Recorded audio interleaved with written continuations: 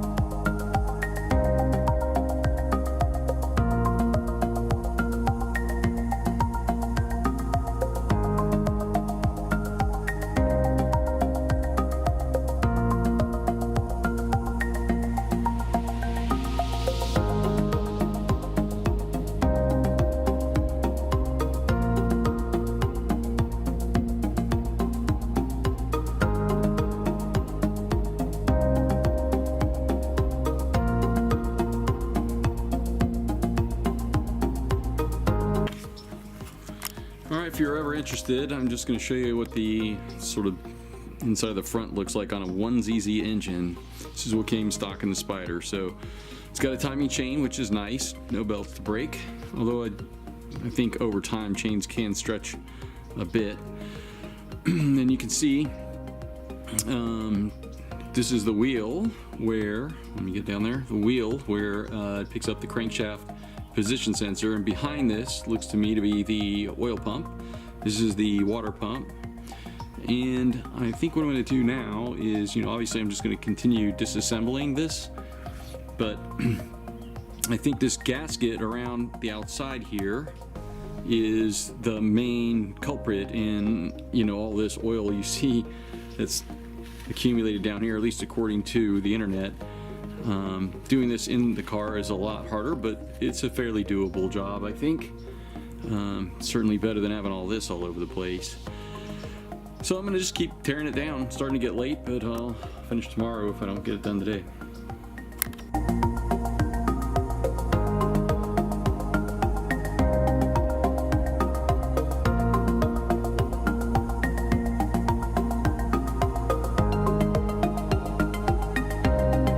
Found something a little bit interesting on the engine, and you might consider this if you take your engine apart.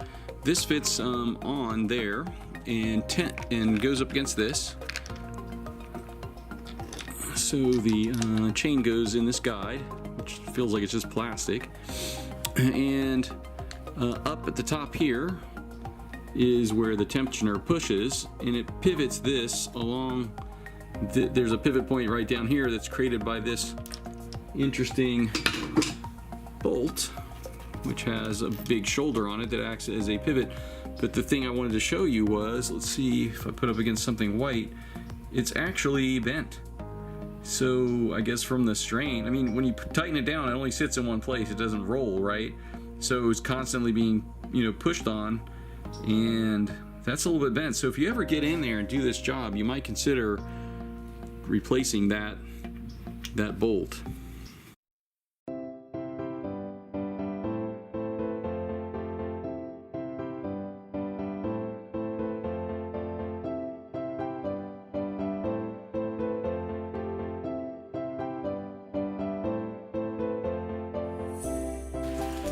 Okay, if you want to remove the head, two things to note. One is that there is a bolt holding it on the front. This tube here, I guess that bolt there will hold it down. So if you don't take this tube off, then it's going to hold the head on. So two is that you have to take them off in a specific order.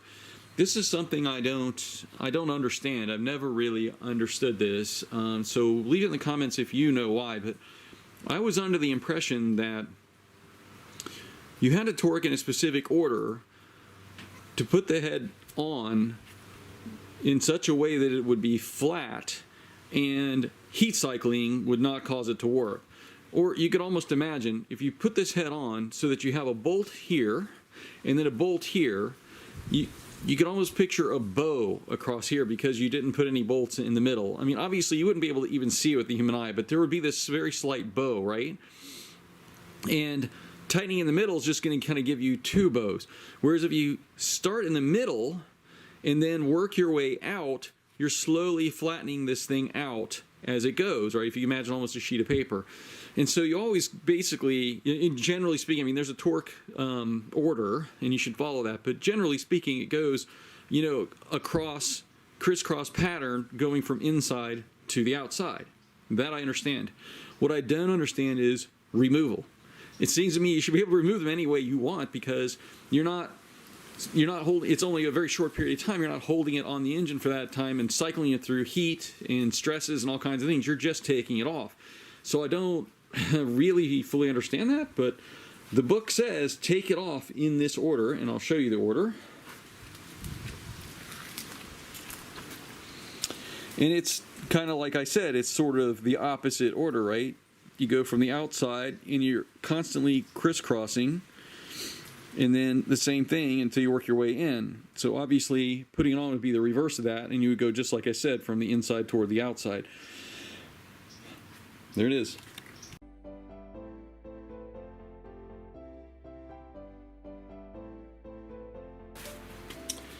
Well, if you're watching this video, you're probably interested in seeing what I'm seeing, right? What I was looking for. And actually, I don't see any telltale signs to worry about. I mean, there are some things I wouldn't have expected, but I'm not really that big of an engine builder kind of guy, so I don't really know. Like here, there's a, it's not round, you know, there's a little sort of indentation there, but it's intentional because it's on all four of these in the head gasket. When I feel the cylinder walls are very, very smooth. There's a little bit of a ridge at the top. I'm going to pull that off so that it doesn't, you know, color my opinion. All right. So clearly there are the water jackets that go around the cylinder. It's got plenty of good cooling, that's for sure. But they seem very, very good. You know, when I feel the cylinder walls, they feel very smooth, pretty much all the way to the top. Just maybe a tiny little bit of, you know, some, you know, byproducts, what we're going to call carbon buildup at the very top. The pistons look good on the top. They're black and sort of dirty, but I don't see any scoring. Here you can kind of see a slightly different color there. I'm guessing this is fairly normal wear out of all of them. Well, this one may be the worst. I hope that's a good enough view for you guys. I don't know what people... I mean, I watch these kind of things myself on YouTube to see, you know, oh, look, there's a melted piston or something, but I don't see anything here, really. This is what the inside of a 1ZZ looks like, if you're kind of wondering. This seems like a weak top to me, and I know that there are some designs that have sort of a closed deck that have that, but, I mean, it's a small engine, and it has pretty low horsepower. Fairly high compression, but Anyway, I don't think that's where the problem is. It's in the bottom end, right? So I'll show you the head next.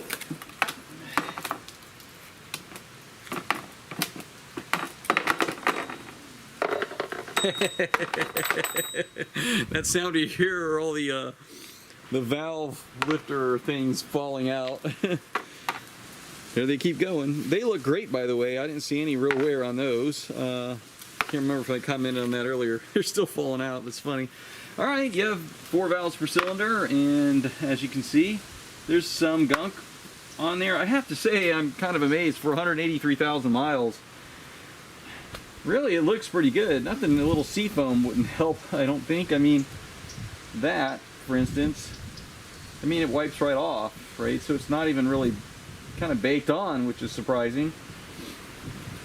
But,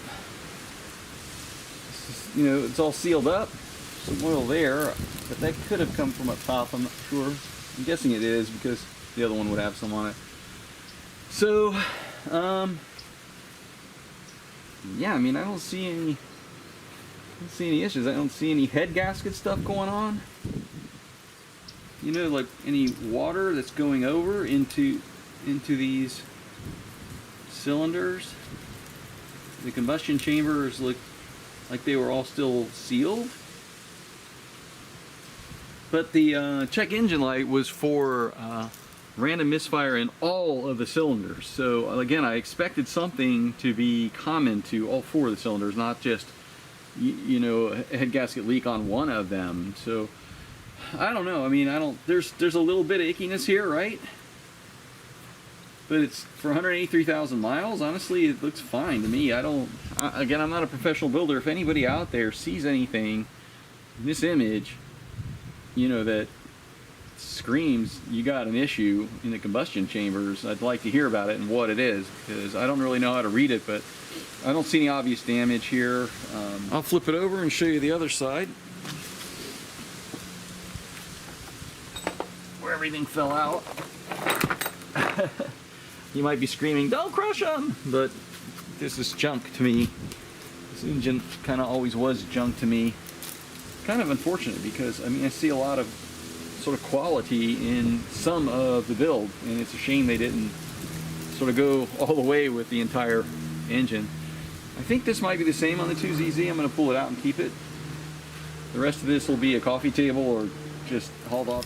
So all of the little piston thingies came out.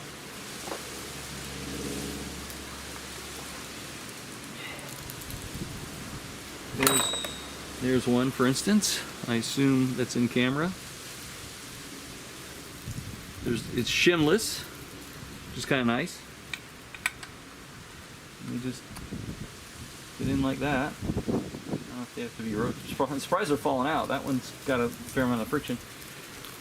Well, I don't know why I was getting 215 psi in a compression check, or what that even means, but I don't see that it's all carboned up, you know, and or anything like that. It's not really gunked up. The engine looks pretty good.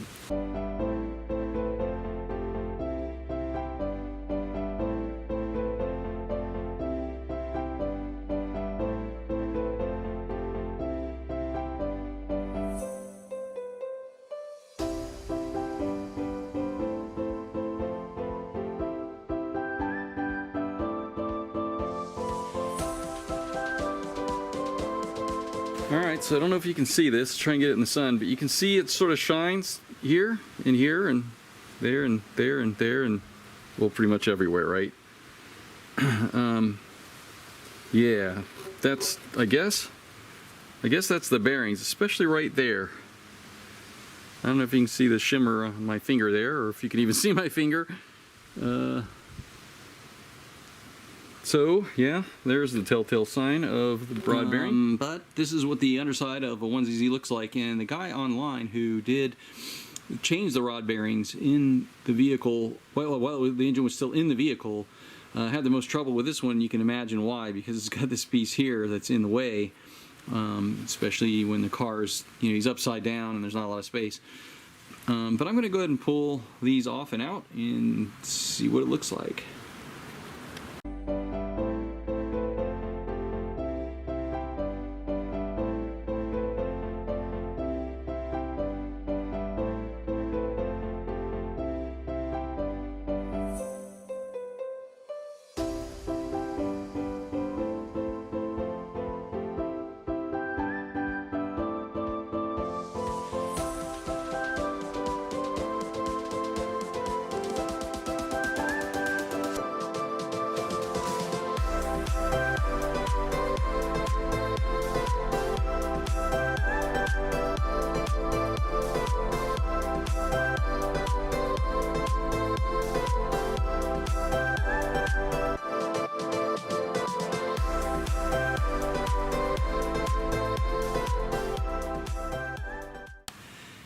Alright, so here we are. Here's the crankshaft, and I don't know about you, but that looks pretty good to me. Number 2 was the worst bearing. I'll show you those in a second. So these look pretty good to me. I'll have to turn it to see all the way around, but I think theoretically this engine could be put back together again and run more or less properly. But then you'd have a 1ZZ engine, and who wants that? Alright, so here are the bearings. Upper, these are all the uppers, these are all the lowers. And you can see right here, I'll pull one out, put it in the sun. You can't seem to quite grab it. Hang on. There we go. Alright, so hopefully that's in focus. The sun's probably shining on it, so I'll move it around, but you can see it's pretty gouged up. They all look like this, and number 2 is the worst one, and it looks like this. You can even see part of it stripping off the edges. I mean, how horrible is that? Definitely the problem. Now, how this could look so bad and the crankshaft looks so good, my only assumption is crankshaft is harder than these, basically sort of designed to do this. I guess I didn't drive too far. Interesting to note though is on piston number 2, look at that, the rings were lined up. That's a no-no. The others weren't. So here's number 3. And in case you don't know what keeps the rod bearing from spinning, it's this little notch on the end there. I don't know if you can see that right here where my finger is pointing. It catches and keeps from turning. There's another feature on the engine. In fact, you can see one right here on the rod, that little corner there. And when you spin a bearing, apparently it forces its way by that, I guess, and it's not a lot to hold it in place. But you can see the condition of the bearings pretty bad, but the crankshaft is not. So honestly, I spent, $9.5 grand or so on an $80 problem. Well, it would have been more than 80 because I would have solved all these oil leaks and replaced things while I was in there and that sort of thing. And honestly, it seems to me if you get this far in an engine, why wouldn't you build it up? Maybe go a little turbocharger maybe, or supercharger. But I don't know. That crank looks good to me. I'll let you guys comment what you think. Let me turn the engine. I have to put the camera down to do that. Alright, so there we go. Again, this looks pretty good. It's number 1. Number 4 is down here. So, with some properly done rod bearings, this engine could be made to run again. Well, that's about it. I'm going to hang on to the engine for a month or 2, and if anybody out there wants it, free engine. Of course, you'd have to pay for shipping, or if you live in the Central Florida area and you're interested, I could even maybe deliver it to you, depending on how far away you are. Maybe meet you halfway. I don't know. Like I said, to me, it's a 1ZZ. Not real interesting, but for free. Yeah, you never know. It only needs rod bearings and a couple sensors, head gasket, things like that. Little pieces around the outside. I even have a lot of the like the intake for the Spider that has a K&N air filter in it that I'd be willing to toss in. Comes with ECU, so most everything you need. Anyway, if I don't hear from anybody via email, just look in the description. Then I'm just going to go ahead and get rid of the thing. But thanks for watching.